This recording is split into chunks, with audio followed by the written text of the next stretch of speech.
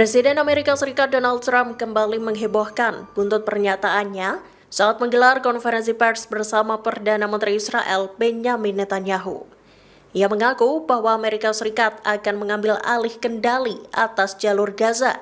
Dalam konferensi pers yang dilakukan pada Selasa 4 Februari 2025 sore di Gedung Putih, Trump mengaku bakal mengelola jalur Gaza dengan efektif. Ia bahkan berjanji bakal membangun kembali Gaza yang hancur akibat perang. Dikutip dari Al Arabiya, Presiden Amerika Serikat itu bahkan berjanji akan menciptakan peluang ekonomi bagi penduduknya di masa yang akan datang. Ia juga mempersiapkan pengerahan pasukan Amerika untuk bersiaga di Gaza jika diperlukan.